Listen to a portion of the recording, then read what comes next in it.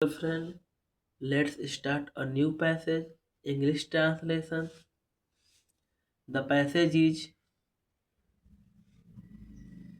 लिखा है।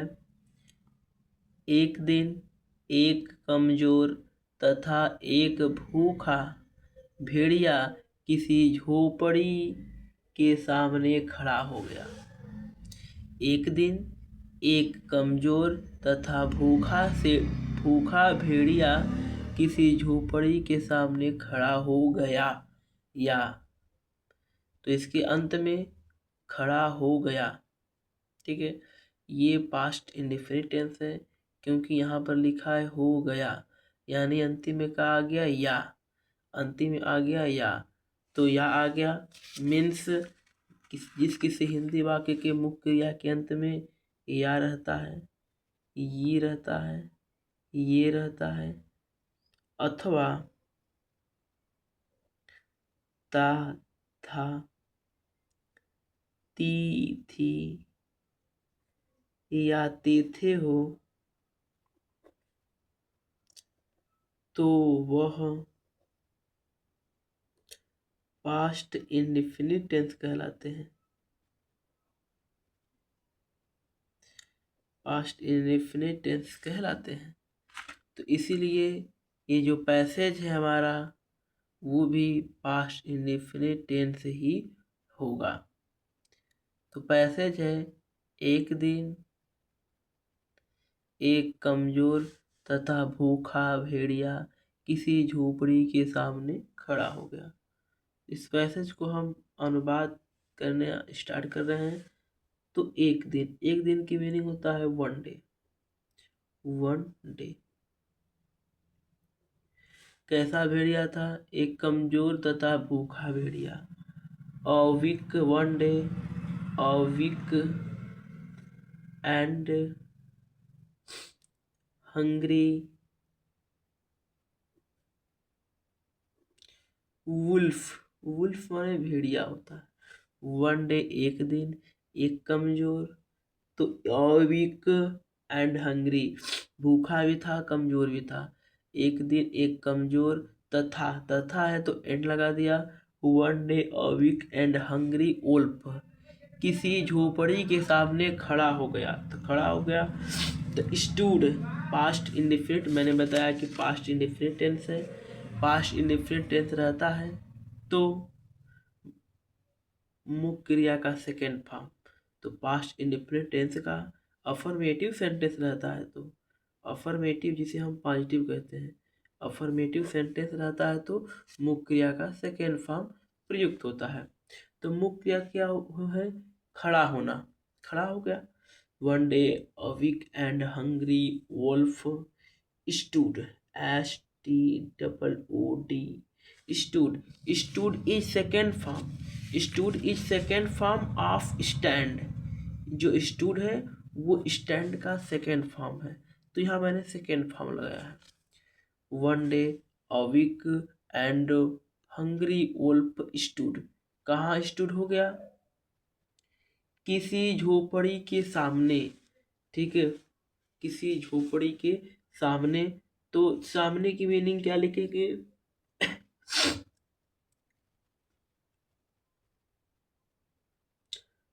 Front, FRONT,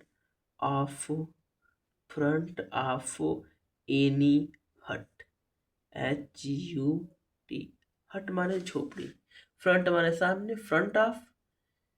one day a weak and hungry wolf stood front of any hut, किसी झोपड़ी के सामने। आगे पैसेज है, उसने किसी कुत्ते के बच्चे से कहा। तो किसने कहा? उस भेड़िए ने कहा। तो सेड ही सेड किससे कहा? उसने किसी कुत्ते के बच्चे से कहा। ही सेड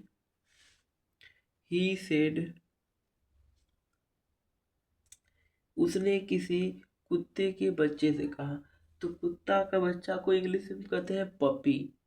ठीक है, he said to a puppy, to a puppy, PU double P Y. He said to a puppy, उसने एक कुत्ते के बच्चे से कहा। वहां पर देखिए लगा है कॉमा, कहा के बाद तो हम भी लगाएंगे कॉमा। उसके बाद देखिए इन्वर्टेड कॉमा है तो हम भी लगाएंगे इन्वर्टेड कॉमा। क्या कहा, क्या तुम्हारे पास खाने को हड्डियां तथा पीने को दूध है। तो ये देखिए क्या तुम्हारे पास, ये पास यूज ऑफ हैव है। हमने पिछले वीडियो में बताया था use of have, use of have का प्रयोग है। ये प्रयोग कब लगता है, जब पास आ जाए, पास के सेंस में लगता है। ये मैंने इस यूज ऑफ हैव को पिछले वीडियो में बताया है। जिनको ये वीडियो जो हैव का प्रयोग नहीं जानते हैं वो पिछली वीडियो देख लीजिएगा। तो यूज ऑफ हैव इस सेंटेंस में, किस सेंटेंस में, इसमें उसने किसी कुत्ते के बच्चे से कहा। तो he said to a puppy, क्या कहा, क्या तुम्हारे पास खाने को हड्डियां। तो इस वाले में पास है ना, तो इस वाले में वो नियम यूज ऑफ हैव लगेगा। पिछले वीडियो में मैंने बताया है, आप जाकर देख लीजिएगा। क्या तुम्हारे पास खाने को हड्डियां तथा पीने को दूध है। तो क्या तुम्हारे पास, तो क्या है, तो हैव हेल्पिंग वर्ब बाहर, हैव यू, हैव यू, क्या खाने को हड्डियां, have you, have you, have you bone, have you bone, क्या तुम्हारे हड्डियां हैं। टू इट, तो हड्डियां लिखा है तो bones, have you bones to eat, खाने के लिए, have you bones to eat, तथा पीने को दूध है, एंड एंड तथा पीने के लिए दूध है, या पीने को दूध है, and milk, and milk for drink, for drink, and milk for drink.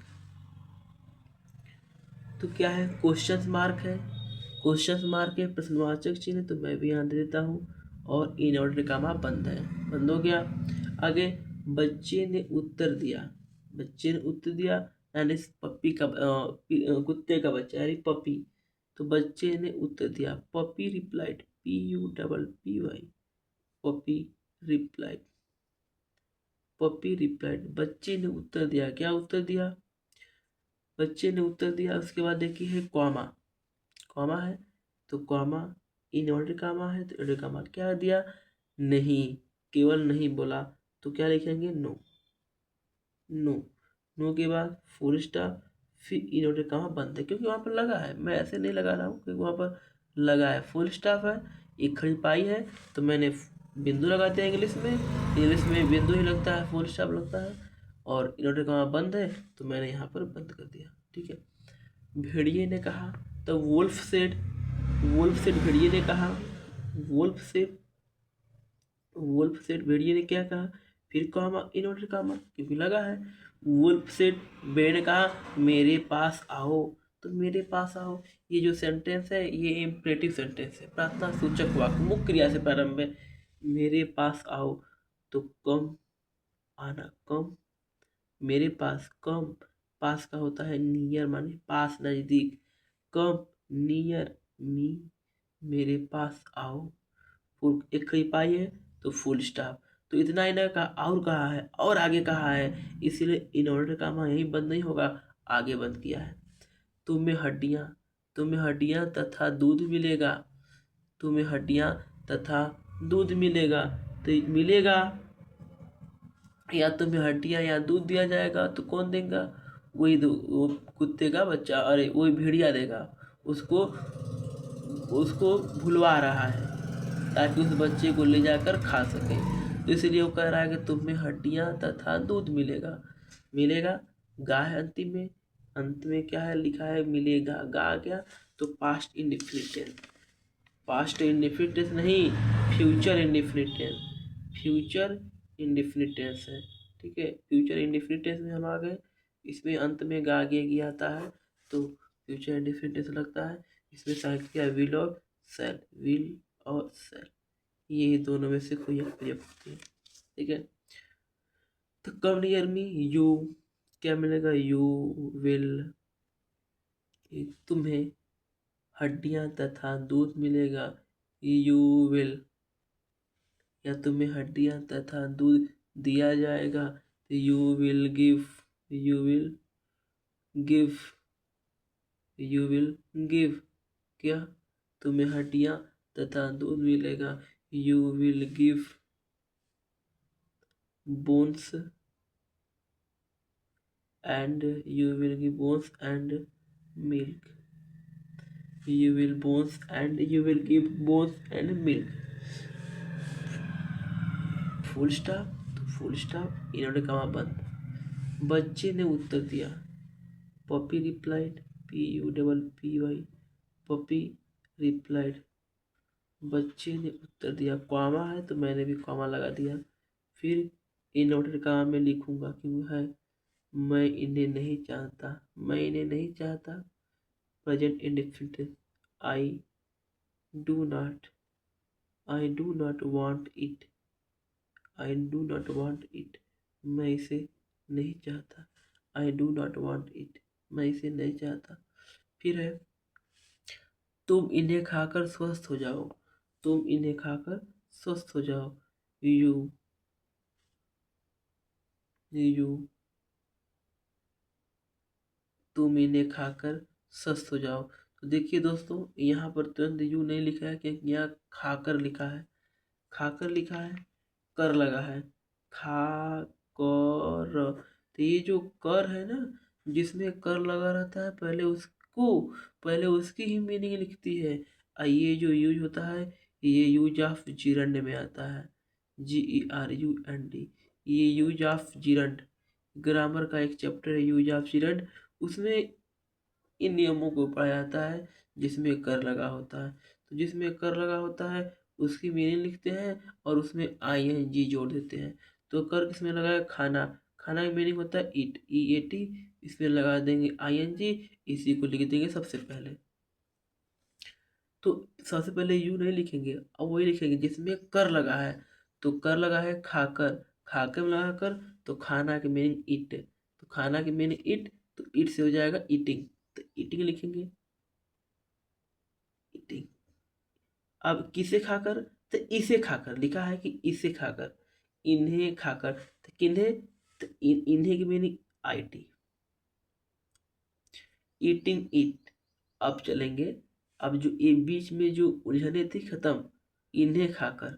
इन्हें खाकर की मीनिंग हमने पहले लिख दिया, ईटिंग इट। अब बच गया, तुम स्वस्थ हो जाओ, यही अब बचा।